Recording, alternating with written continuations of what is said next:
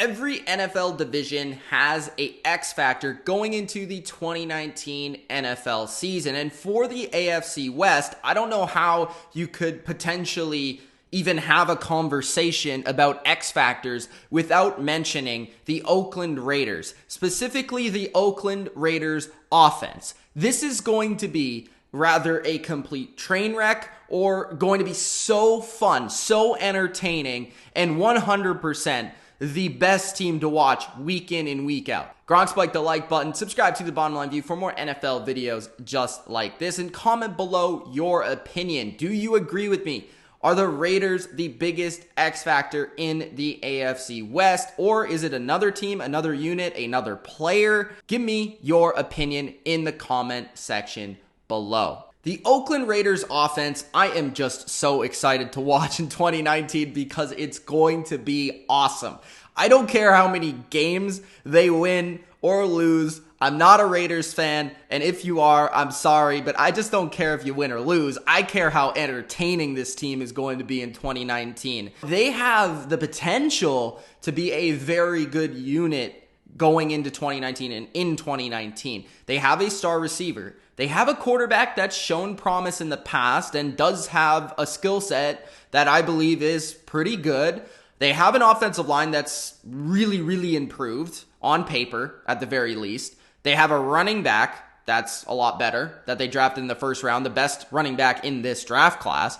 Improved depth in the receiving core, and they have an offensive coach, an offensive mastermind, so to speak, that at least is built up in that regard. So the Oakland Raiders are an offense that's going to be exciting and potentially very volatile in 2019, and I'm here for it. They are the X factor of the AFC West, and not only is it because of their quarterback, their coach, or their receiver, but it's just everything that adds up to this team being so damn entertaining. Derek Carr, okay, he in 2016 was one of my favorite quarterbacks in the NFL. I had him as the midseason MVP of that season. That's how highly I spoke of Derek Carr that season, in the midst really of Tom Brady and Matt Ryan and Aaron Rodgers and all these guys putting up fantastic numbers. I still had Derek Carr amongst the elite of the elite in quarterbacks in the NFL. And I am still a believer in what Derek Carr has in terms of talent. I still believe he's one of these quarterbacks that has an excellent release, has pretty good accuracy, is a confident guy, good mobility. I think he has the raw physical tools to still become one of the better quarterbacks in the NFL. And I wouldn't be saying it if I didn't believe it. But the problem with Derek Carr is he's been a little bit too inconsistent, and he's especially played a lot different since being injured in that 2016 run. We haven't seen the same quarterback since. So for me, what are we getting in Derek Carr now that he's surrounded by better talent in the receiving core, now that he has a better offensive line around him, one that kind of resembles the 2016 unit, and now that he is in the second year of a John Gruden system? The thing with me that's kind of frustrated me about Derek Carr is his lack of ability to throw the football down the field. He just really hasn't done it or wanted to do it. When you take a look at the yards per completion, yards per attempt statistics, it's kind of fascinating because in 2018, he actually had the highest season of yards per attempt in his NFL career. Throw the ball down the field a little bit more, and that at least means that John Gruden is trying to set up plays for him to do so in this offense. Are the receiving options like Antonio Brown, Tyrell Williams, are these guys going to improve Derek Carr's ability to throw the ball down the field, or is this just Derek Carr and his play and his pure ability? The Antonio Brown factor is going to be fascinating to watch and is the X factor of this entire team. On one hand, Antonio Brown can be a stand-up guy, be a superstar, quietly put up a ton of points, ton of yards, ton of receptions. He could be a guy that could go for 120, 1,500, and 12 touchdowns. But on the other hand, possibly you have a guy that's going to be very loud. He's going to be a problem for your team within the locker room, and he's not going to get along with Derek Carr. And when he's not getting the football, he's going to cause a distraction.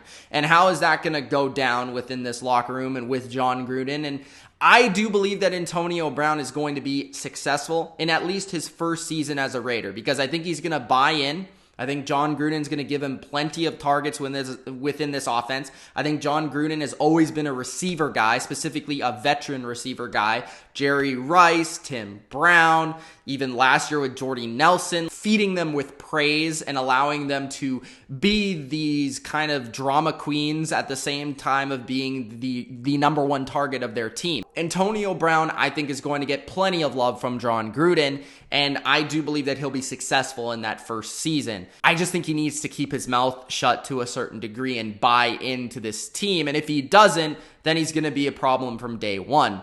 John Gruden, the question remains, is he the offensive genius he was back in the day with the Raiders and even a little bit with the Bucs? Was he the quarterback whisperer he was back then, or is he past his time? Did the NFL pass him by? And he needs to answer that question as well in 2019 because he's got the weapons, he's got the players now. He has his first round running back. He has his top receiver. He even has some pretty good secondary targets. He had a quarterback that he wanted to go and, coach. And he has an offensive line that you have the highest paid left tackle in the league. You have a first round right tackle. You have the players there to make this offense at least a pretty good one in 2019. Tyrell Williams is coming off a season where he had 653 yards, 5 touchdowns, 43 catches. He's had 1,000 yards in his past. He's definitely a upgrade over probably every receiver that Derek Carr had last year, which is the most fascinating thing about this season with Derek Carr. How much do these receiving options actually make him a better player? Because I will give him this. Over the past 2 seasons, Michael Crabtree has not been the same player. Amari Cooper was not the same player within this offense. Jordy Nelson was old.